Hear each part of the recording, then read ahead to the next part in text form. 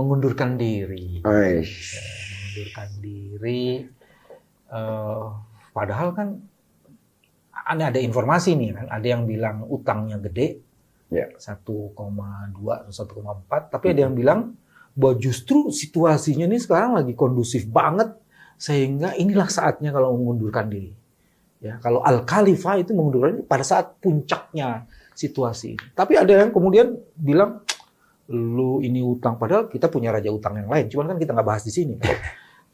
Jadi gimana tuh? Jadi yang pertama harus teman-teman ketahui, selain persoalan itu dulu ya, yang tidak diketahui oleh orang banyak di Ancol itu ada dunia fantasi, ada SeaWorld, ada Ocean Dream Samudra, ada macam-macam lah, ada pantai untuk orang ya bertamasya. Itu semua keindahan. Okay. Tapi apa keindahan sesungguhnya di Ancol? Yang paling indah di Ancol adalah manusianya. Oke. Nanti itu saya teruskan, tapi menjawabnya ini dulu. Saya masuk Ancol itu, Ancol sudah punya kondisi berhutang kurang lebih 400 atau 600 miliar. 400 berapa miliar, hampir 500. Itu sudah punya hutang. Tahun 2000 berapa saya lupa lah. Itu berupa bond. Bond, oke. Oke. Lalu saya masuk 2018. 2018 saya masuk, lalu dapat banyak informasi tentang macam-macam hal. Terus saya ceritakan bahwa Ancol harus banyak perubahan. Kenapa? Kalau nggak terjadi perubahan, kita akan ditinggal oleh banyak orang. Karena kompetitor kita sekarang ini bukan lagi Jatim Park, bukan lagi Trans Studio, bukan macam-macam. Kompetitor kita adalah Pemprov DKI. Dirutnya tanya, kenapa bisa begitu Pak Ges? Karena jembatan penyeberangan orang di Sudirman saja, itu jadi destinasi wisata. Apalagi nanti waktu itu Monas belum selesai, tim belum jadi, Cikini belum jadi, macam-macam belum jadi. Tapi saya bilang ini suka atau tidak suka, gubernur yang sekarang ini imajinatif. Kreatif dan imajinatif. Ya. Jadi kita harus banyak perubahan. Lalu terjadilah perubahan tuh di Ancol Timur, sekarang jadi Symphony of the Sea, restoran New York berubah segala macam. Lalu terbetik berita soal hutang. Ketika Pak Anies mau menstop reklamasi.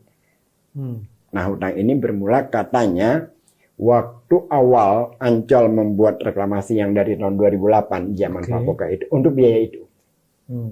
Bilang kenapa nggak dibayar? Ya Pak, kami sedang mau memindahkan dari bond itu ke hutang kredit supaya bisa dicicil. Oke. Walaupun kan harus sekaligus. Segera dia dibayar. Karena itu nggak sehat gitu loh. Kalau hutang sampai berlama-lama kan, lebih baik kita mencadangkan pembayaran hutang sambil mencadangkan proyek-proyek yang lain tidak harus besar-besar. Karena pengelolaan Dufan dengan unit baru itu selalu besar kan.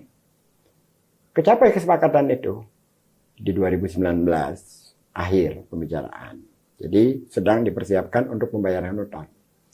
Maret 2020 pandemi, Ancol ditutup. Harapan kita Ancol 2 mingguan lah ditutupnya. Ini akan selesai. 4 bulan. Lah Ancol itu bisnisnya bisnis pagar. Pagarnya ditutup nggak ada bisnis. Total nggak ada bisnis. Tergerus semua. 4 bulan dibuka. Kemudian dibatasi yang boleh masuk hanya warga Jakarta yang umurnya di bawah sekian, yang ini di anak kecil juga nggak boleh. Makin dibuka kita makin rugi. Karena kan yang masuk 1.000 orang, 2.000 orang, listrik nyala terus. Yes. Dufan kalau jalan kan genset. Biayanya besar. Perawatan ikan, perawatan segala macam. Nggak ada biaya yang kecil di Ancol. Pembersihan pantai. Ya sudah, mau tidak mau diambil langkah untuk penyelamatan. Bukan malah menutup hutang, malah menambah. Karena situasi yang tidak mungkin survive ya, the sense of kita survival. bisa selesaikan kalau dengan karena tesnya udah tergerus tuh. Hasil keuntungan dari 2019 200 sekian puluh miliar itu udah tergerus. Bahkan pembayaran kepada vendor dicicil. Lalu ada permintaan untuk melakukan PHK karyawan. Oh, saya maju. Yang saya dengar misinya Pak Anies adalah selain BUMD mendapat profit, juga harus memberi benefit kepada masyarakat. Kalau sampai kita melakukan PHK, jangankan ke masyarakat luar, bahkan kepada karyawan kita sendiri kita zalim. Pak, kalau kita tidak PHK, ini kita akan semakin terperosok. Tergerus. Kalau kita PHK, manusia itu kemana? PHK itu ada berakibat dengan anak sekolahnya, dengan rumah kontrakannya, dengan kredit motornya, macam-macam hal. Di tengah pandemi kayak gini, emang dia mudah pindah. Kalau mau mati ya mati bareng sih bilang. Mereka bicara alasan ekonomi macam-macam. Saya bicara tentang alasan kemanusiaan. Saya bilang, saya yakin ayat Quran itu ada. Di tengah kesulitan ada kemudahan. Allah tidak memberikan beban kepada orang, melainkan yang dia sanggup memikulnya. Mari kita rasakan sama-sama kepahitan ini. Potong gaji kita sama-sama. Potong gaji direksi dan komisaris. Walaupun itu tidak signifikan. Tapi paling tidak kita menunjukkan kepada karyawan, ini loh yang kita lakukan. Kalian juga jangan terlalu minta macam-macam. Nggak ada bonus, nggak ada TAT. Bonus itu disampaikan lah ya kepada kita sampaikan lah. Dan mereka terima semua. Ngerti kondisi kayak gitu. Dan itu berlangsung 2 tahun. Pertanyaan sederhananya kepada kalian itu, mohon maaf nih gua ngomong apa adanya yang goblok-goblok itu, di tempat dunia pariwisata mana yang tidak rugi saat pandemi? Tolong kasih saya satu saja contohnya. Dimanapun di dunia ini yang mereka bisa untung di saat pandemi. Ada tuh kayaknya. Di mana? Film porno. Itu kan logika kan, gitu kan. Nah lalu kebencian kepada saya itu kaitannya kepada cara saya membela Anies. Ancol itu ada kalau sekarang 3 komisaris. Oke. Ada 4 direksi. Kalau sebelumnya ada 4 komisaris, ada 5 direksi. Apa urusannya saya komod bukan, direktur utama bukan. Lalu segala sesuatu yang tentang itu dijadikan personal saya gitu. Dipersonalize ke case. Kan itu sama aja dia mau menunjukkan Ges Khalifah terlalu bersih, nggak ketemu dosanya. Ada ini, yaitu dimanfaatkan habis-habisan.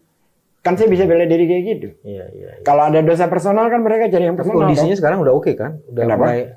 Nah sekarang Ancol kondisinya alhamdulillah luar biasa sekali. Oke. Mulai Juni kita sudah untung, udah meraih laba kembali. Bonus kepada karyawan sudah bisa dikeluarkan. Juni 2022. Bonus kepada karyawan sudah diberikan. Terus tenaga ahli daya sudah mulai diperbanyak. Kan tadinya tenaga ahli daya agak dikurangin. Jadi udah jauh lah, udah mulai kembali ke normal gitu. Mulai kembali ke, walaupun belum normal sepenuhnya karena harus memperbaiki yang kemarin-kemarin. Baik. Ada satu lagi di Ancol yang menarik buat saya. Kan orang tahunya kan Siwot, Dufan dan lain-lain. Saya itu masuk Ancol ingin cari pahala. Karena gajinya kan kecil gaji komisaris. Boleh cek dah. Itu semua BUMD DKI itu gajinya kecil, nggak ada yang gede. Komisaris. Direksi juga nggak gede-gede banget. BUMD itu nggak gede, kecil. Terus apa ya yang saya bisa manfaatkan? Ada. Cintai sendimu mulai sekarang. Minum Hemaviton Joy Care Max. Sekolah Rakyat Ancol. Sekolah rakyat, oke, yang tadi mulai. Nah, muridnya itu miskin absolut. Miskin banget. Kalau pakai tinggal di kandang atau di gudang gitu-gitulah. Yang satu keluarga itu 2 kali 3 meter, 3 keluarga tinggal. Dan mereka tidak punya harapan hidup layak. Karena kalau bersaing secara pendidikan, ya kita urus. Saya ajak Lenovo, saya ajak Bank DKI, saya ajak teman-teman dari Food Bank of Indonesia, macam-macam. Turun tanah, ada lapangan olahraga, ada apa. Sampai kepala dinas pendidikan saya datangkan. Bu Nahdiana bilang, Pak Ges kalau yang kayak gini ajak-ajak saya ya, saya juga pengen cari jembatan ke surga. Dari cuman 10-15% lulusan SMP itu yang masuk negeri, sekarang sudah di atas 50. Sebagiannya lagi belum banyak, sudah bisa kita tempatkan di kampus-kampus untuk dapat beasiswa. Ini barunya Al Khalifah nih namanya. Amin, insyaallah. Amin, insyaallah. Saya mau ini kayaknya nggak habis-habis nih, cuma ada yang menarik. Saya satu lagi